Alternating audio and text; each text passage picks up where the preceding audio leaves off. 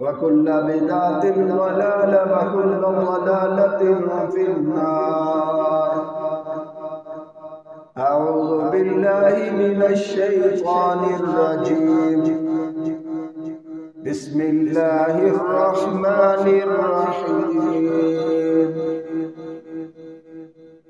وإذا سألك عبادي عني فإني قريب أجيب دعوة الداء إذا دعان فليستجيبوا لي وليؤمنوا بي لعلهم يرشدون. قال الله عز وجل: يا أيها الناس اتقوا ربكم الذي خلقكم من نفس واحدة وخلق منها زوجها وبث منهما رجالا كثيرا ونساء واتقوا الله الذي تساءلون به والأرحام إن الله كان عليكم رقيبا. يا أيها الذين آمنوا اتقوا الله حق تقاته ولا تموتن إلا وأنتم مسلمون. يا أيها الذين آمنوا اتقوا الله وقولوا قولا سديدا يصلح لكم أعمالكم ويغفر لكم ذنوبكم ومن يطع الله ورسوله فقد فاز فوزا عظيما. ہر قسم کی تعریف اللہ رب العالمین کی ذات کے لیے جو ساری کائنات کا اکیلا ہی رب ہے، اکیلا ہی مالک ہے، اکیلا ہی نفع نقصان کا مالک ہے، اکیلا ہی ہے جس کے نام کی قسم اٹھائی جائے، اکیلی ہی وہ ذات ہے جس کے نام کی نظر و نیاز دی جائے، اکیلا ہی وہ مالک ہے جس کے ہاتھ میں ساری کائنات کی ڈور ہے۔ اس رب کے لیے ہر طرح کی تعریف۔ درود و سلام سید الاولین والآخرین جناب محمد کریم علیہ السلام کی ذات کے لیے جو ساری کائنات کے نبی ہیں اور آخری پیغمبر ہیں۔ آج کے خطبہ میں دعا کے بارے میں کچھ اللہ اور اس کے رسول علیہ السلام کی باتیں ہیں۔ اللہ کریم ہم سب کو، تمام کلمہ پڑھنے والوں کو، حتیٰ کہ تمام انسانوں کو مخاطب کر کے فرماتے ہیں وَإِذَا سَأَلَكَ عِبَادِي عَنِّي فَإِنِّي قَرِيبٌ۔ اے نبی صلی اللہ علیہ وسلم، جب میرے بندے میرے بارے میں سوال کریں آپ ان کو فرما دیں کہ اللہ بالکل قریب ہے۔ کتنا قریب ہے؟ دوسرے مقام پر فرمایا نحن اقرب الیہ من حبل الورید، سورہ قاف۔ رب کائنات فرماتے ہیں میں تمہارے اتنا قریب ہوں کہ تمہاری شارگ سے بھی زیادہ تمہارے قریب۔ شارگ سانس والی نالی کو کہتے ہیں، سانس والی رگ کو کہتے ہیں، جس کا لوگوں کا دار و مدار، ہمارا زندگی کا دار و مدار وہ شارگ شارگ ختم، بندہ ختم۔ اللہ فرماتے ہیں تمہاری شارگ بھی تمہارے اتنا قریب نہیں جتنا اللہ تمہارے قریب ہے۔ نبی علیہ السلام کبھی صحابہ کرام کو دعائیں پڑھ کے سناتے، کبھی نبی علیہ السلام دعائیں مانگتے، یا ربی لک الحمد کما ينبغی لجلال وجہک وعظیم سلطانک۔ سنن ابی داؤد، جامع ترمذی، نبی علیہ السلام نے یہ دعا صحابہ کرام کو بتلائی۔ فرمایا ایک آدمی نے اس دعا کو پڑھا، نیکی لکھنے والا فرشتہ کانپ گیا۔ اللہ پاک تیرے بندے نے یہ دعا پڑھی ہے، میں اس کی نیکی کتنی لکھوں؟ رب العالمین جانتے ہوئے فرماتے ہیں اس نے کون سی دعا پڑھ لی؟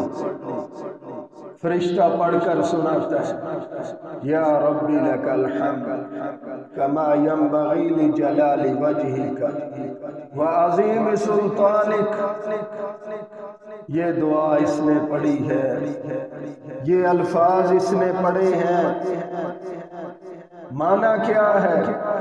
یا ربی لک الحمد، اے میرے رب میں تیری اتنی تعریف کرتا ہوں، کما ينبغی لجلال وجہک، جتنا تیرے چہرے کا جلال ہے۔ اللہ کے چہرے کا جلال، جس طرح اللہ کی ذات لامحدود، اللہ کے چہرے کا جلال بھی لامحدود۔ موسیٰ علیہ السلام نے عرض کی، اللہ پاک میں آپ کو دیکھنا چاہتا ہوں۔ رب کریم نے پیغمبر کو فرمایا، پیغمبر تو مجھے نہ دیکھ، تو مجھے نہیں دیکھ سکتا۔ جب بار بار انہوں نے اصرار کیا، رب کریم نے فرمایا طور پہاڑ کی طرف دیکھ۔ جب اس نے پہاڑ کی طرف دیکھا، اللہ پاک نے پہاڑ کے اوپر اپنے نور کی، اپنے جلال کی تھوڑی سی تجلی ڈالی، پہاڑ پھٹ کر ریزہ ریزہ ہو گیا اور موسیٰ علیہ السلام بے ہوش ہو کر گر گئے۔ جب ہوش میں آئے فرمایا پیغمبر دیکھے گا، اللہ سے گزارش کرتے ہیں اللہ تیری ذات پاک ہے۔ یا ربی لک الحمد کما ينبغی لجلال وجہک، اللہ میں تیری اتنی تعریف کرتا ہوں جتنا تیرے چہرے کا جلال ہے، وعظیم سلطانک، اور میں تیری اتنی تعریف کرتا ہوں جتنی تیری بڑی بادشاہی ہے۔ اللہ کا نام سب سے بڑا، اللہ کی ذات سب سے بڑی، اللہ کی بادشاہی بھی سب سے زیادہ۔ آج ایک ایک ملک کے بادشاہ ہو کر فخر اتنا آ جاتا ہے، غرور اتنا، ایک ایک علاقے کے چیئرمین یا ایم یہ ہو کر غرور۔ اللہ پاک تو ساری زمینیں اور سارے آسمان، اللہ پاک زمینوں کو بڑھانے والے، آسمانوں کو بغیر ستونوں کے کھڑا کرنے والے، ندیاں نالے چلانے والے، اللہ پاک ہی ساری کائنات کو بنانے والے ہیں، اور اللہ کی بادشاہی ساری کائنات کے اوپر۔ واللہ میراث السماوات والارض، یہ اللہ ہی ہے زمینوں کا وارث، آسمانوں کا وارث۔ اللہ پاک نے ان کو بنایا، اللہ کریم نے ان کو کھڑا کیا۔ جب اللہ پاک کسی کام کا ارادہ کرتے ہیں، کن فیکون، اس کو کہتے ہیں ہو جا، وہ ہو جایا کرتا ہے۔ یا ربی لک الحمد کما ینبغی لجلال وجہک وعظیم سلطانک۔ اللہ کریم میں تیری اتنی تعریف کرتا ہوں، تسبیح کرتا ہوں، حمد کرتا ہوں جتنی تیری بڑی بادشاہی ہے۔ اور سورہ الرحمن پڑھ کر دیکھ، یا معشر الجن والانس ان استطعتم ان تنفذوا من اقطار السماوات والارض فانفذوا لا تنفذون الا بسلطان۔ رب فرماتے ہیں جنوں کی جماعت، انسانوں کی جماعت، سارے جنوں کو اور سارے انسانوں کو رب کریم مخاطب کر کے فرماتے ہیں تم میرے شریک بناتے ہو، مجھے اکیلا نہیں سمجھتے، جو بھی میرا شریک بناتا ہے وہ میری زمین سے اتر جائے، میرے آسمان کے نیچے سے نکل جائے۔ لا تنفذون الا بسلطان، تم جدھر بھی جاؤ گے اللہ کا آسمان ہے، جدھر بھی جاؤ گے اللہ کی زمین ہے۔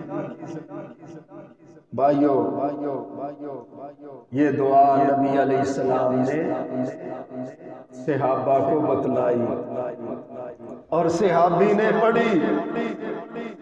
فرشتہ نیکی لکھنے والا کہتے ہیں اللہ کریم کتنی نیکی لکھ دو، رب کریم فرماتے ہیں تو اس کی نیکی لکھنے کی طاقت نہیں رکھتا، یہ دعائی اس کے نام اعمال میں لکھ دے، جب کل قیامت کے دن آئے گا میں اس کو خود مل کر اس کا اجر و ثواب دے دوں۔ بھائیو اللہ پاک کتنے مہربان ہیں، نبی علیہ السلام کی زبان سے یہ الفاظ بیان کروائے، وقت متعین نہیں کیا۔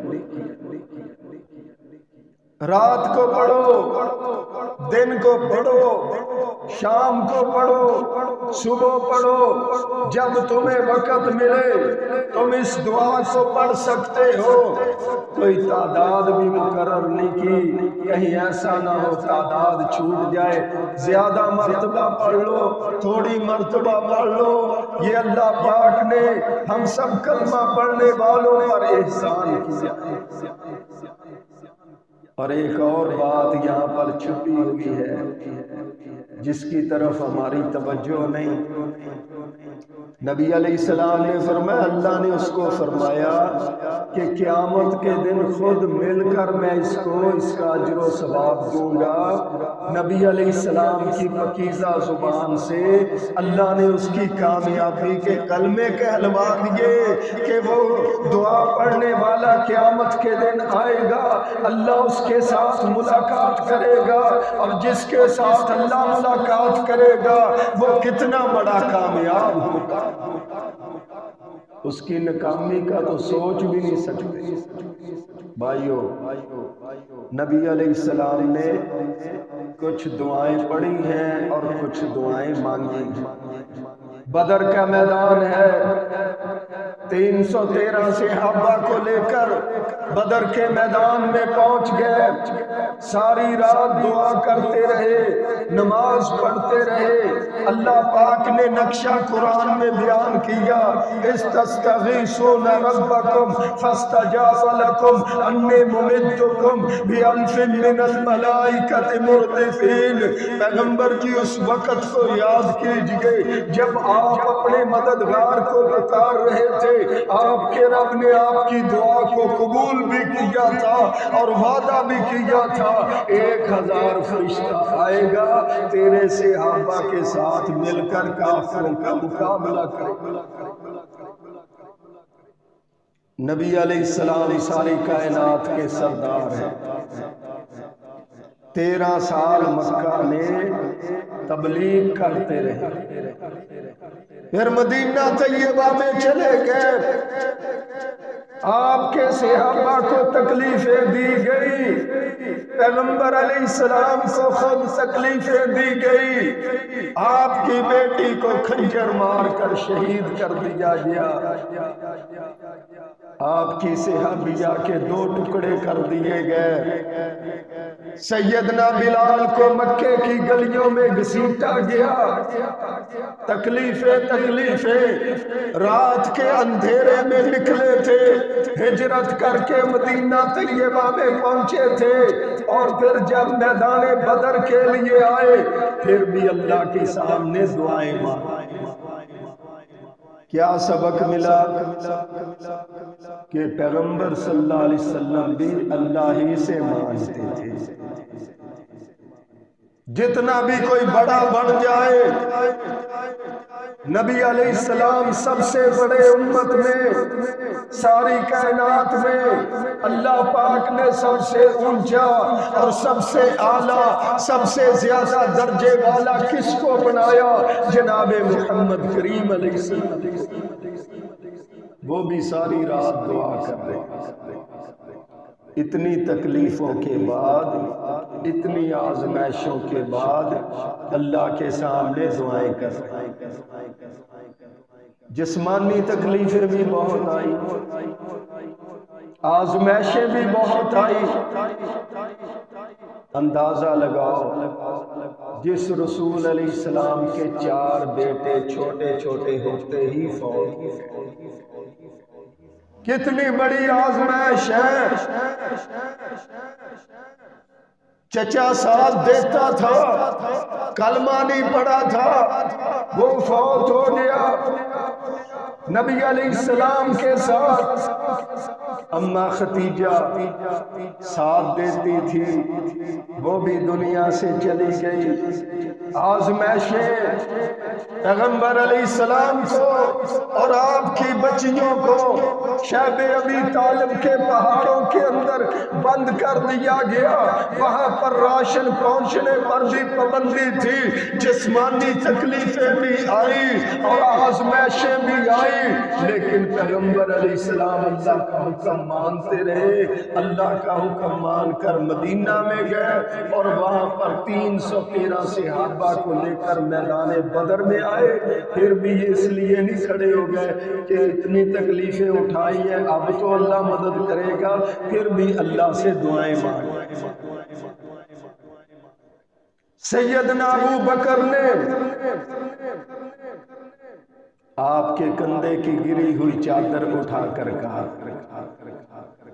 اللہ کے رسول بس کریں، اللہ آپ کی دعاؤں کو ضائع نہیں کرے گا۔ آپ نے فرمایا ابو بکر پیچھے ہٹ جا، میری ساری عمر کی کمائی آج میدان میں ہے۔ رب العالمین سے گزارش کی، اللہ پاک آج اگر یہ میدان بدر میں مارے گئے اور قیامت تک تیرا نام لینے والا کیوں؟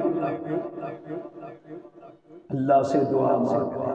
بھائیو، میرے لیے آپ کے لیے یہی سبق ہے، جتنی مرضی آزمائشیں ہوں، جتنی مرضی تکلیفیں ہوں، جتنے مرضی دکھ ہوں، پھر بھی پیغمبر علیہ السلام کا طریقہ، آپ کی سنت یہ ہے، اپنے رب کے دروازے پر گرے رہو، اپنے رب کے دروازے سے مانگتے رہو، اپنے رب سے مانگتے رہو۔ صحابہ کرام نے ان باتوں کے اوپر عمل کیا۔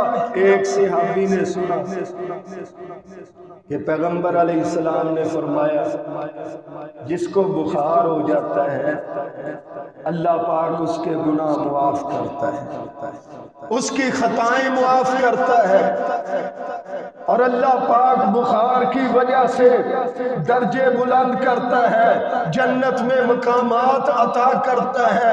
اس صحابی نے دعا مانگنا شروع کر دی، اللہ پاک مجھے ہر وقت بخار ہی۔ یہ دعا مانگ کر ساتھ ہی مانگ رہے، اللہ پاک نماز دعا، یہ بخار نماز میں آڑ نہ بڑھے، بخار ہو لیکن نماز جماعت سے ادا کرو۔ اللہ پاک مجھے بخار ہو لیکن جہاد کی صفوں میں آگے آگے میری مدد فرمانا۔ صحابہ کرام کہتے ہیں اللہ پاک نے اس کی دعا کو اتنا قبول کیا، جب نماز پڑھتے تھے تو پہلی صف میں کھڑا ہوتا تھا، جب جہاد کے لیے جاتے تھے تو آگے آگے کھڑا ہوتا تھا، اور جب ہاتھ لگا کر دیکھتے تھے تو بہت تیز بخار ہوتا۔ بھائیو، صحابہ کرام کی دعائیں نیکی کے لیے ہوتی تھی۔ یہ نہیں کہ آپ دنیا نہ مانگیں، دنیا کی چیزیں بھی مانگیں۔ صرف صوفی بننے کے لیے شریعت نے لوگوں کو نہیں کہا کہ جی مجھے آخرت ہی ملے۔ نبی علیہ السلام نے دعا سکھائی، اللہ پاک نے قرآن میں اس کو بیان کیا، ربنا آتنا فی الدنیا حسنۃ وفی الآخرۃ حسنۃ وقنا عذاب النار۔ اس طرح اللہ سے دعا مانگو، اللہ دنیا بھی اچھی کر دے اور آخرت بھی اچھی کر دے۔ فرمایا اللہ کے خزانوں میں کوئی کمی۔ صحابہ کرام دعائیں نیکی کے لیے مانگتے تھے، اللہ کو راضی کرنے کے لیے مانگتے تھے۔ بھائیو دوستو، سیدنا موسیٰ علیہ السلام بارش کے لیے دعا مانگی، اللہ کریم نے جواب دیا، تیری اس مجلس کے اندر، تیرے اس مجمع کے اندر بہت ہی غلط بندہ، میرا باغی بندہ ہے، جب تک وہ اس مجمع سے نکل کر نہیں جاتا ہم تیری دعا کو قبول نہیں کریں گے، بارش نہیں برسائیں گے۔ موسیٰ علیہ السلام نے سارے مجمع سے کہہ دیا اگر کوئی ایسا ہے جی باغی بندہ ہے نکل کر چلا جائے پھر اللہ پاک بارش برسائیں گے۔ تو وہاں پر اس باغی نے اپنے رب سے دعائیں مانگی، ہیں جی دل میں توبہ استغفار کیا، اللہ پاک نے قبول کر کے بارش نازل کر دی۔ موسیٰ علیہ السلام نے عرض کی اللہ پاک مجمع سے بھی اٹھ کر کوئی نہیں گیا اور بارش بھی نازل ہو گئی۔ اللہ پاک نے اس پیغمبر موسیٰ علیہ السلام کو بتلایا، فرمایا اس نے ہمارے ساتھ سلوک کر، اس نے ہم سے معافی مانگی۔ موسیٰ علیہ السلام جلدی کہتے ہیں اللہ پاک اس کا نام کیا ہے؟ فرمایا جب وہ باغی تھا اس وقت ہم نے نام نہیں بتلایا، اب تو وہ ہمارا دوست بن چکا ہے، اب کس طرح نام بتلانا۔ اللہ پاک تو پہلی امتوں کی بھی دعائیں سنتا تھا، اور ہماری امت کو تو اللہ پاک نے تمام امتوں سے اعلیٰ بنایا، اور تمام امتوں کی سرداریاں اللہ کریم نے ہمارے پیغمبر کی امت کو عطا کی۔ انسان تو انسان، جانور بھی اللہ سے گزارش کرے رب ان کو بھی سنتا ہے۔ یونس علیہ السلام نکلے اپنے ساتھیوں کو لے کر بارش کی دعا مانگنے کے لیے، ایک چیونٹی کو دیکھا جامع ترمذی کے اندر موجود ہے، ہمارے پیغمبر علیہ السلام نے اس کی خبر دی، فرمایا ساتھیوں اپنے گھروں میں واپس لوٹ جاؤ، اللہ پاک نے اس چیونٹی کی دعا کو سن لیا ہے جو اپنی ٹانگیں اوپر کر کے کہہ رہی تھی اللہ پانی پلا دے، اللہ پاک بارش برسا دے۔ اور صحابہ کرام کہتے ہیں یونس علیہ السلام اور اس کے لوگ ابھی اپنے گھروں میں داخل نہیں ہوئے تھے، اللہ نے موسلا دھار بارش نازل کی۔ لوگوں کے سامنے روتے رہیں گے، لوگوں کو کہیں گے برا حال ہے، جس نے پیدا کیا اس کو بھی کبھی کہو، اس کے گھر میں آ کر کہو۔ نبی علیہ السلام نے فرمایا فرضی نماز کے بعد دعا کی قبولیت کا وقت ہوتا ہے، فرضی نماز آ کر پڑھو اور اس کے بعد ہاتھ اٹھا کر اللہ سے دعا مانگو تاکہ اللہ ہماری کایا پلٹ دے۔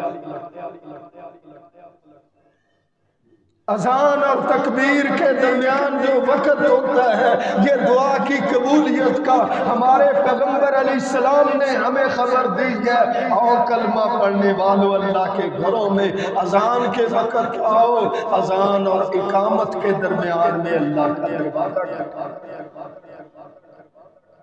آدھی رات کو وقت ہوتا ہے قبولیت کی، دعا کی قبولیت کا۔ آدھی رات کو اپنے گھر میں اٹھ کر کھڑے ہو جاؤ، جب بچے بھی سوئے ہوئے ہیں، بیوی بھی سوئی ہوئی ہے، عزیز رشتہ دار سوئے ہوئے ہیں، اور دنیا کے لوگ اپنے اپنے بستر پر آرام کر رہے ہیں، یہ بندہ مصلی پر اپنے رب سے کہتا ہے اللہ بیماری دور کر دے، اللہ پاک رزق عطا کر دے، اللہ پاک پریشانیاں دور کر دے، اللہ پاک دشمنوں سے محفوظ کر دے۔ جب آدھی رات کو اپنے رب پیدا کرنے والے کے سامنے ہاتھ اٹھا کر دعا مانگے گا، اللہ اس کو قبول کرے۔ دیکھو بخاری شریف کے اندر کتنا اہم واقعہ۔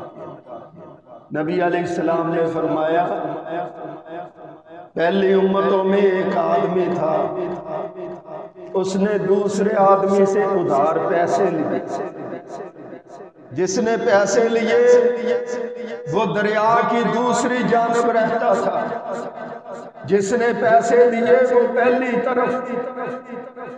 جب وعدہ آیا، وہ دن آیا ادائیگی کا، تو وہ دریا کے کنارے پر آیا، کھڑا رہا، کوئی کشتی نہیں، کوئی سواری نہ ملی، یہ پیسے لینے والا بھی کنارے پر کھڑا ہے، انتظار کر کر کے ایک لکڑی پکڑ کر اس لکڑی کو پھاڑ کر اس میں سارے پیسے رکھ کر لکڑی کو باندھ دیا اور اپنے رب سے گزارش کی اللہ پاک تجھے ضامن بنایا تھا، جب اس ادھار دینے والے نے کہا پیسے دے رہا ہوں، ہمارا گواہ کون ہے، ہمارا ضامن کون ہے؟ اللہ آپ کو ضامن بنایا تھا، میرا وعدہ پورا کروا دے، پیسے وہ اس آدمی تک پہنچا دے۔ نبی علیہ السلام فرماتے ہیں پیسے لینے والا بھی انتظار کر کر کے شام کو واپس جانے لگا، دیکھا لکڑی تیرتی ہوئی آ رہی ہے تو کہتا ہے لکڑی اٹھا کر لے جاتا ہوں، گھر میں یہ کام آئے گی، جلانے کے کام آئے گی۔ اللہ پاک نے اس سے لکڑی اٹھوائی، اس نے گھر میں جا کر اس کو پھاڑا تو اتنے ہی پیسے نکلے جتنے اس نے اس سے لینے تھے۔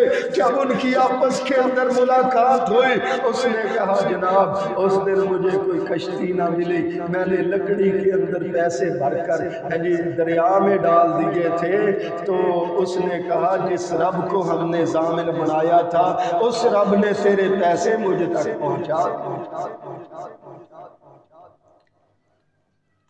لوگ آج درخت کے پاس کھڑے ہو کر کہتے ہیں یہ ہماری بگڑی بنا دیتا ہے، لوگ جانور کے پاس کھڑے ہو کر کہتے ہیں، لوگ پاگل آدمی کے پاس جا کر کہتے ہیں اگر اس نے کہا کام ہو گیا تو کام ہو جائے۔ نبی علیہ السلام نے فرمایا آدم کا بیٹا جیسے گمان کرتا ہے میں اسی طرح کر دیتا ہوں۔ اگر اس کا ذہن ہے کہ بندر کی پوجا کر کے مجھے ملے گا تو اللہ اسی طرح کر دیتا ہے۔ درخت کے ساتھ کپڑے باندھ کر وہاں پر نظر و نیاز دینے سے میرے کام ہو جائیں گے، اللہ اس کا ذہن اسی طرح اور اس کے کام اسی طرح کرتا ہے۔ جو کہتا ہے لکڑی کا تعزیہ بنا کر میں اپنی نظر و نیاز پوری کروا لیتا ہوں، اللہ پاک اس کے ذہن کو اور اللہ پاک اسی طرح اس کو کر دیتا ہے۔ جو جانور کے آگے کھڑا ہو کر اپنی مرادیں رکھتا ہے اللہ پاک اسی طرح پوری کر دیتا ہے۔ لیکن یاد رکھو کام تو ہو جاتا ہے لیکن دیکھو تو صحیح طریقہ کون سا ہے۔ دیکھو نا رات کو نکلتے ہیں جس طرح اب ہمارے ملک میں مہنگائی میں لوگ بھوکے ہو گئے اور زیادہ تر ہڈ حرام ہوتے ہیں، کام کرتے نہیں۔ رات کو سڑکوں کے اوپر دیکھا اکیلا بندہ جا رہا ہے گلی میں، اس پر گن رکھی اور پیسے چھین لیے، ہاں جی ڈاکہ اور چوری۔ رات کو وہ نکلے پیسے لینے کے لیے، گن رکھی پیسے مل گئے، کیا ٹھیک ہے؟ قبر کے اوپر جب جا کر دعا مانگتے ہیں، کرتا اللہ ہے، اس کو کہتے ہیں جی وہاں مراد پوری ہو۔ غلط طریقے سے کام ہو جاتا ہے، کیا وہ ٹھیک ہے؟ ایک بھائی بتا رہا تھا شیخو پورا میں کہ سوئی گیس میں ایک ہمارے ساتھ ملازم ہے، 3 سال ہو گئے اس نے اپنی تنخواہ اکاؤنٹ سے نہیں نکلے، 3 سال ہو گئے۔ کہاں سے پورا ہوتا ہے؟ کام ہو رہا ہے، کیا ٹھیک ہے؟ کسی کا بل صحیح کرنا ہے اتنے دے دو، کسی کی لائن ڈالنی ہے اتنے دے دو، 3 سال ہو گیا وہ تنخواہ اس کی پڑی ہوئی ہے بینک۔ بھائیو دوستو، میں بات کہہ رہا ہوں، کئی کسی جگہ پر جا کر روتے ہیں، کوئی کسی کے دروازے کے آگے رو رہا ہے، کوئی جانوروں کے آگے، کوئی لکڑیوں کے آگے، کوئی پرندوں کے آگے، کوئی درختوں کے آگے، کوئی قبروں کے اوپر اپنی زمین نیاز کو رکھ رہا ہے۔ لیکن پیغمبر محمد کریم علیہ السلام دنیا میں کیوں آئے؟ 1,24,000 پیغمبر دنیا میں کیوں آئے؟ لوگوں کے دروازوں سے توڑ کر اللہ کے دروازے کے ساتھ جوڑنے کے۔ جب اسود پہلوان، تفسیر ابن کثیر کی آخری جلد میں آتا ہے، اسود پہلوان تھا کافروں کا بہت بڑا، کہنے لگا محمد صلی اللہ علیہ وسلم کشتی کر، اگر تو نے مجھے گرا دیا تو میں تیرا کلمہ پڑھ لوں۔ نبی علیہ السلام نے گزارش کی اللہ میری مدد فرما۔ اتنا بڑا پہلوان تھا کہ گائے کی کھال نیچے رکھ دی جاتی، اوپر کھڑا ہو جاتا، 40 بندے بھی کہتے ہیں کھینچ کر نہیں نکال سکتے تھے، حالانکہ کھال تو ویسے ہی پھسلتی رہتی ہے، چکنی ہوتی ہے۔ قاری صاحب، نبی علیہ السلام نے اتنے بڑے پہلوان کے سامنے اپنے رب سے گزارش کی اللہ مدد فرما۔ پیغمبر علیہ السلام نے پکڑا اس کو، نیچے گرا دیا، کہتا ہے جی ابھی صحیح کھڑا نہیں ہوا تھا، دوبارہ کشتی کرو۔ آپ نے پھر اللہ کی مدد کے ساتھ اس کو پکڑا، نیچے گرا دیا، پھر کہتا ہے سنبھلنے کا موقع ہی نہیں دیتے، ایک مرتبہ پھر کرو۔ نبی علیہ السلام نے پھر پکڑا، اللہ کی مدد کے ساتھ اس کو نیچے گرا دیا۔ پھر کیا کہتا ہے؟ پہلے بہانے بناتا تھا، پھر بعد میں کیا کہتا ہے؟ کہتا ہے جی اس نے تو جادو کے ذریعے مجھے نعوذ باللہ گرا۔ نبی علیہ السلام نے بھی مدد، پیغمبروں نے بھی مدد، اور دعائیں کس کے سامنے مانگی؟ اپنے رب کے سامنے۔ اور اسی طرح خندق کے موقع پر کافروں کا بڑا پہلوان، خندق کتنی تھی، کتنی گہری تھی، عبور کر کے آ گیا، کتنا بڑا پہلوان تھا، خندق کو عبور کر کے آ گیا، چیلنج کرنے لگا اے محمد صلی اللہ علیہ وسلم آ میرے مقابلے میں۔ نبی علیہ السلام نے فرمایا علی کھڑا ہو، اس کے مقابلے میں چل۔ سیدنا علی کھڑے ہوئے، اپنے رب سے گزارش کرتے ہوئے اس پہلوان کے سامنے کھڑے ہوئے۔ وہ دیکھ کر کہنے لگا، کیونکہ سیدنا علی کا قد ذرا چھوٹا تھا، تو دیکھ کر کہنے لگا تو بچے کہاں آ گیا مقابلہ کرنے، کسی اور کو بھیج دے۔ سیدنا علی رضی اللہ تعالیٰ کہتے ہیں میرے ساتھ ہی تو مقابلہ کرے گا، تو واپس چلا جا۔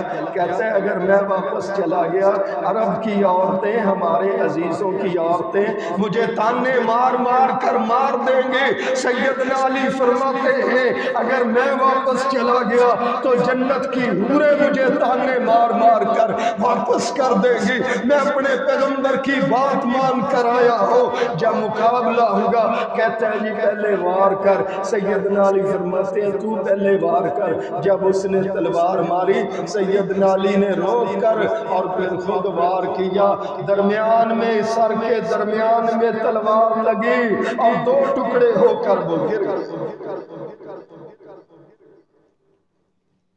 اور اسی طرح سلسلہ چلتے چلتے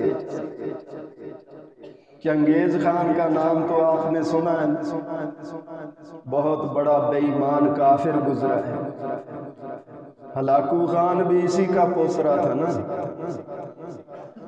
تو ہلاکو خان جب تھا اسی وقت برکا خان ایک اس کا بھائی تھا، یہ بھی چنگیز خان کا پوترا تھا، تو جب یہ مصر کے اوپر حملہ کرنے لگا نا ہلاکو، تو برکا خان نے کہا اگر تو حملہ کرے گا میں تیرے مقابلے میں کھڑا ہوں، تو مسلمانوں پر حملے کرتا آ رہا ہے۔ وہ کہنے لگا دادے نے کہا تھا چنگیز خان نے کہ ہم آپس میں نہیں لڑیں گے، برکے نے کہا وہ بھی کافر تھا تو بھی کافر ہے، میں اپنے مسلمانوں کے لیے لڑوں گا۔ برکے نے اس کا مقابلہ کر کے اس کا دم توڑا تھا، پھر اس کا ایک بڑا پہلوان تھا، برکا خان کا نا ایک بڑا پہلوان تھا، سیکٹری تھا، وہ مسلمان نہیں تھا، تو ایک رشید الدین آدمی تھا جس نے دعوت دی تھی، اس کے والد نے دعوت دی تھی برکا خان کو، یہ مسلمان ہوا تھا، تو برکے نے کہا تھا جب میں سلطنت کا وارث بن جاؤں گا تو میرے پاس آنا ہے جی مجھے دعوت دینے کے لیے، تو وہ فوت ہو گیا تھا، تو اس کا بیٹا رشید الدین یہ وہاں پر آیا، تو بڑا پہلوان تھا، برکے نے کہا تو بھی کلمہ پڑھ، کہتا جناب میں تو اس طرح کلمہ نہیں پڑھوں گا، یہ جو آیا ہوا ہے اسلام کی دعوت دینے کے لیے اس کے ساتھ میری کشتی کرواؤ، اگر میں جیت گیا تو پھر میں کلمہ پڑھوں گا۔ اکثر نہ طاقتوروں کو طاقت پر گھمنڈ، ایمان والوں کو اپنے رب پر بھروسہ، کہتے نہیں رب قادر مطلق ہر شے تے، چڑیاں تو باز مروا دے، اللہ کی ذات تو وہ ہے جو چڑیوں سے باز مروا دیتا ہے۔ برکے خان کا سیکٹری بہت بڑا پہلوان تھا، کہتا ہے جناب پھر کلمہ پڑھوں گا، یہ جو اسلام کی دعوت دے رہا ہے میرے ساتھ لڑے، اگر یہ جیت گیا پھر کلمہ پڑھوں گا۔ تو برکا کہتا ہے ہاں جی کیا خیال ہے، کہتا ہے جی ٹھیک ہے لڑیں گے اسلام کی۔